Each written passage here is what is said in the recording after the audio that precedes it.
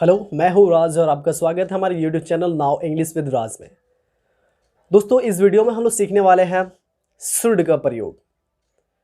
Should एक modal verb है और शुड का टोटल जितने भी प्रयोग होते हैं मैं कोशिश करूंगा इस वीडियो में आपको बता दूं। शुड के टोटल 12 यूज़ होते हैं।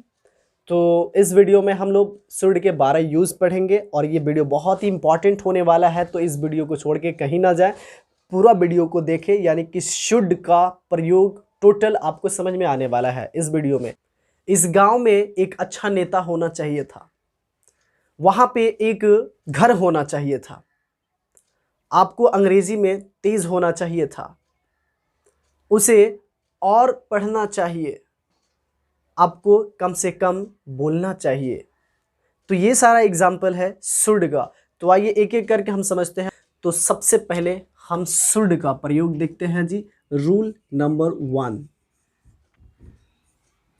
हम लोग पढ़ रहे हैं शुड। शुड का हिंदी होता है चाहिए। शुड का हिंदी होता है चाहिए। रूल नंबर 1 हम पहले स्ट्रक्चर में पढ़ते हैं, सब्जेक्ट के बाद शुड का प्रयोग करते हैं और शुड के बाद वर्ब का फर्स्ट फॉर्म और उसके बाद से यूज़ करते हैं ऑब्जेक्ट। ये हमारा पहला रूल है और इस स्ट्रक्चर से आप एग्जाम्पल देख सकते हो। जैसे मैंने लिखा, आपको सुबह जगना चाहिए। आपको सुबह जगना चाहिए। You should get up in the morning. In the morning आपको सुबह जगना चाहिए। शुड एक मॉडल वर्ब है, मैं पहले ही बता चुका हूँ। शुड एक मॉडल वर्ब है और शुड का प्रयोग हमेशा और हमेशा सलाह देने के लिए किया जाता है, यानी कि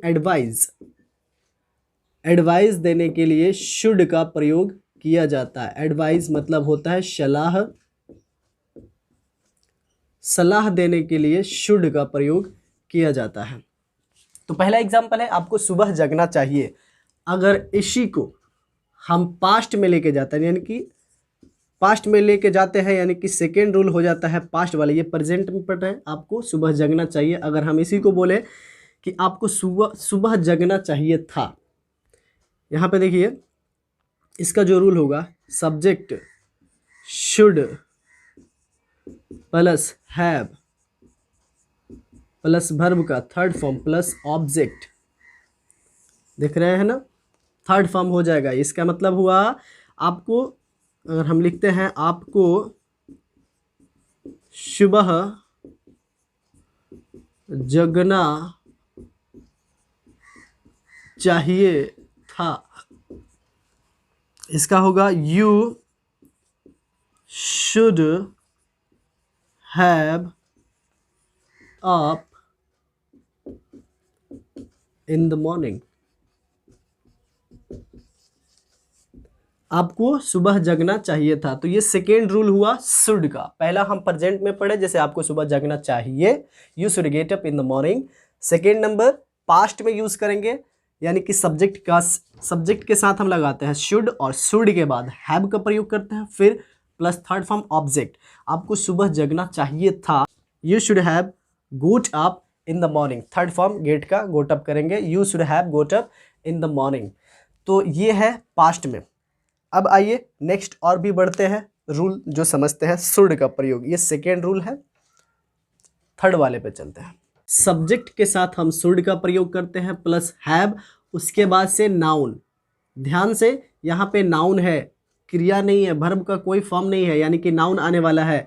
इसको और अच्छा से समझना है, किसी के पास कुछ होना चाहिए। एग्जाम्पल देखिए, यहाँ पे एग्जाम्पल देखिए, जैसे आपके पास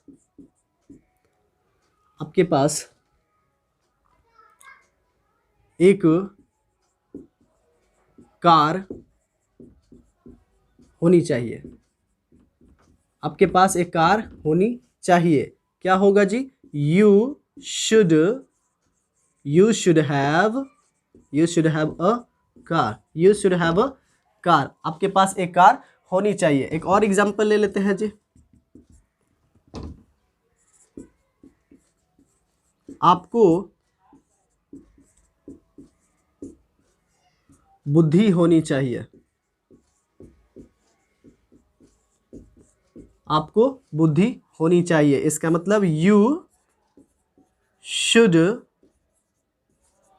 शुड हैव माइंड, माइंड नहीं करेंगे यहाँ पे, सेंस कर देते हैं जी, सेंस, समझ होनी चाहिए, बुद्धि होनी चाहिए, विजडम होनी चाहिए।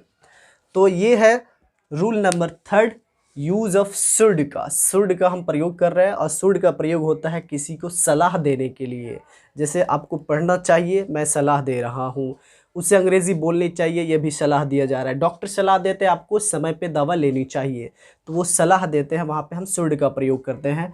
और ये 3rd हुआ। आइए 4th नंबर देखते हैं। देयर के बाद should, there plus should plus be plus noun. और डिटेल से समझने के लिए, कहीं पे कुछ होना चाहिए, कहीं पे कुछ होना चाहिए। इसका मतलब कोई जगह होगा या कोई गांव या कोई कस्बा होगा, वहाँ पे कुछ होना चाहिए। इसका एग्जाम्पल आप देख सकते हो, जैसे मैंने लिखा वहाँ एक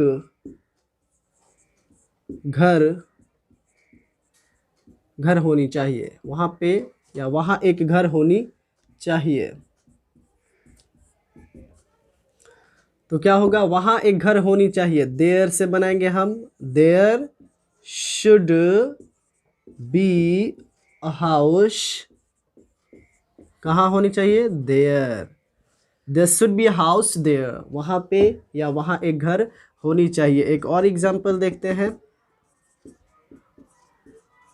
आपके गांव में एक स्कूल होनी चाहिए, आपके गांव में एक स्कूल होनी चाहिए। इसका होगा there should be a school in your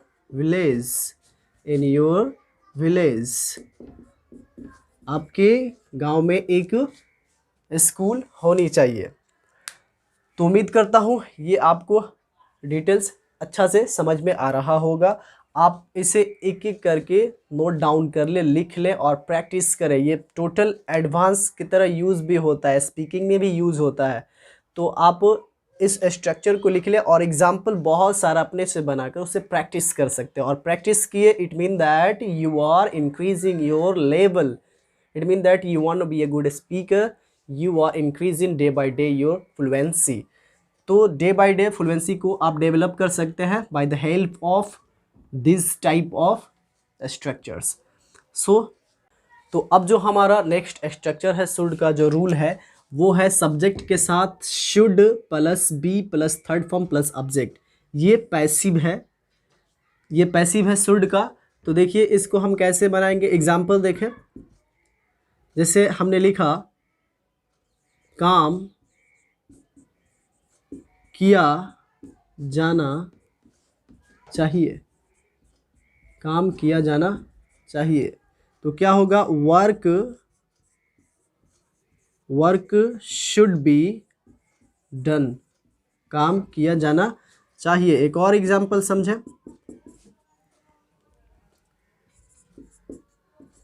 उसे पढ़ाया जाना चाहिए, उसे पढ़ाया जाना चाहिए। क्या होगा जी, ही शुड बी टॉट, उसे पढ़ाया जाना चाहिए। ये है आपका पैसिव। आप बहुत सारा एग्जाम्पल बना के प्रैक्टिस कर सकते हो। जैसे हम लोगों को बुलाया जाना चाहिए, उसे वहाँ भेजा जाना चाहिए, श्याम को दिल्ली भेजा जाना चाहिए, हम लोगों को पढ़ने के लिए बेंगलोर भेजा जाना चाहिए। तो इस तरह से आप बहुत सारे सेंटेंस को प्रैक्टिस कर सकते हैं। तो इस वीडियो में इतना ही, क्योंकि ये वीडियो बहुत ही लंबा हो जाएगा और शुड का पूरा स्ट्रक्चर को समझेंगे। Thank you for watching.